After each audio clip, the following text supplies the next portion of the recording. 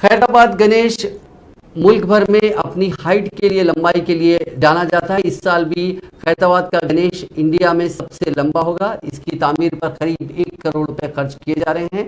इस साल कमेटी ने डिसाइड किया है कि ये गणेश क्ले से बनाया जाएगा, जो कि इको फ्रेंडली है, न कि पीओपी के जो हर साल इस्तेमाल किया जाता था। आईएनएन चैनल के नुमाइंदे संदीप ने आज खैरताबाद गणेश कमेटी के ओहदेदारों से बातचीत की। मेरा नाम राजकुमार है, खैरताबाद गणेश उत्सव कमेटी का सदस्य हूँ। इस गणेश जो है ना, संसार में, भारत देश में नहीं, संसार में इतना बड़ा गणेश की मूर्ति, कोई भी प्रतिमा कोई भी नहीं लगाए। और जो है ना, इस मूर्ति बनाने के लिए तकरीबन 3 महीने समय लगेगा। और जो है ना, 150 कलाकार जो है ना, डिफरेंट स्टेट से आके, लाइक मुंबई से, तमिलनाडु से, उड़ीसा के कलाकार जो के आके इस गणेश मूर्ति के प्रतिमा बनाएंगे। और इसमें मेन आर्टिस्ट जो है ना, शिल्पी राजेंद्र जी है, वो चेन्नई से आके हैदराबाद में सेटल हुए हैं। उनके अंडर में एक गणेश मूर्ति के प्रतिमा बनाया जाएगा। और इस गणेश जी का नाम जो है ना, पंचमुख महागणेश जी है।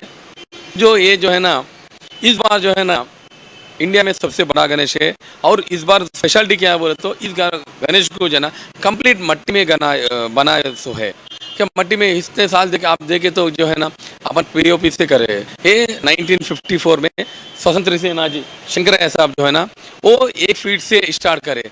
उनका मुख्य उद्देश्य था कि हिंदुओं में ऐक्यता लाए। सब में स्वातंत्र टाइम पे जो बाल गंगाधर तिलक जो है ना, जो आवाज़ दिया, वो हिसाब से उन्होंने 1 फीट में ऐक्यता लाने के स्टार्ट करे। और 1 फीट करके हर साल हाइट का इंक्रीज होके इस 2014 में जब आया था तो 60 फीट का मूर्ति बनाया था।